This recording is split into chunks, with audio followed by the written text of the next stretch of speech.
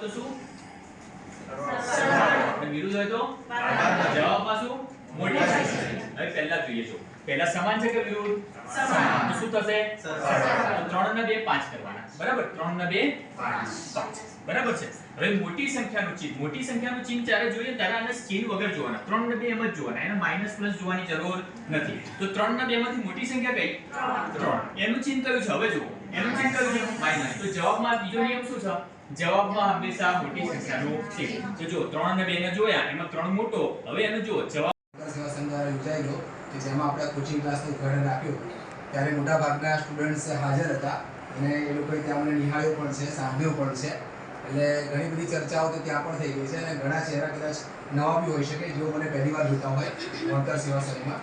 તો થોડી બ્રીફિંગ કરીને આપણે સ્ટાર્ટ કરીશું। સૌ પ્રથમ તો વણકર સેવા સંઘ નીચી સંસ્થા જેણે આ આખું ભવન બનાવ્યું છે અને જેનું નામ પણ આપ્યું છે જ્ઞાન ભવન કે જેના નામની અંદર જ એટલો ગુણવત્તાસભર શબ્દ છે કે જ્યાંથી જ્ઞાન એમ કહેવાય કે જ્ઞાનની ગંગોત્રી જે છે ને એવા જ્ઞાન ભવનમાંથી વહાવડાવવાનું કામ કરવાનું છે બધાએ સાથે મળીને। તો વણકર સેવા સંઘના પ્રમુખ શ્રી મનુભાઈ પરમાર, મહામંત્રી શ્રી પાટણવાળા મોતીલાલભાઈ પાટણવાળા અને અન્ય જેટલા બી કમિટી મેમ્બર્સ હાજર છે એ બધાનો તાલીઓના ગરગડાટથી આપણે પરિવારને જબરદસ્ત કામ છે। બહુ બધા વિસ્તારમાં ફ્રી કોચિંગ ક્લાસીસ ચાલે છે। હું 2014માં રેલવેમાં લાગ્યો ત્યાં સુધી હું શિક્ષક હતો। મારું થોડું બ્રીફિંગ એટલા માટે આપું છું કે તમને ખ્યાલ આવે કે ફ્રી કોચિંગ ક્લાસની જર્ની કેવી હોય છે અને હું 2014થી શું કરી રહ્યો હતો મારું પાસ્ટ હિસ્ટ્રી શું છે જે શિક્ષક તમને ભણાવવા આવે છે એના વિશે તમે અવેર હોવા જોઈએ કે એમણે પોતે કેટલા વર્ષો ભણાવ્યું છે શું પરીક્ષાઓ પાસ કરી છે કે નથી કરી કેટલો અનુભવ ધરાવે છે હાલ શું કરી રહ્યા છે એમનું પાસ્ટ શું હતું એ બ્રીફિંગથી તમને એક આઈડિયા આવે કે ઓવરઓલ શું ચાલી રહ્યું છે તમે કોની પાસે ભણવા જઈ રહ્યા છો એ ટ્યુનિંગ રહેશે।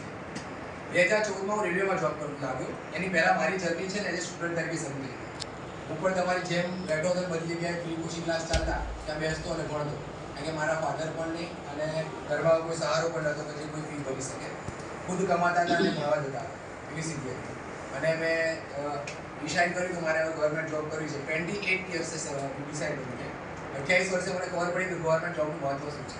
ત્યાં સુધી પ્રાઇવેટમાં જ કરી કારણ કે મારા ફાધરનું 17 વર્ષ હોય ત્યારે ગુજરી ગયા એટલે ખ્યાલ નહીં કે ગવર્મેન્ટ જોબ શું છે અને પરિવારમાં બી કોઈ હતું નહીં કે અમને ગાઈડ કરે કે ભાઈ ગવર્મેન્ટ જોબની પ્રિપેરેશન કરો। 28 વર્ષ યંગ થયા ત્યારે મને ખ્યાલ અહીં પરીક્ષા સાહેબ બોલે છે એટલે તમે બધા આવો અમને સહયોગ આપો અને તમે જે આજુબાજુ રહો છો અને જે લોકો પરીક્ષા નોકરી માટેના જે તૈયારી કરે છે ઘેર બેસીને એમને કહેજો કે ક્લાસમાં આવો અહીં શીખો અહીં સારામાં સારું તમને ભવિષ્યમાં તમને લાભ જ છે બરાબર। બધા પોતા બહુ યાદ નથી થેન્ક યુ વેરી મચ।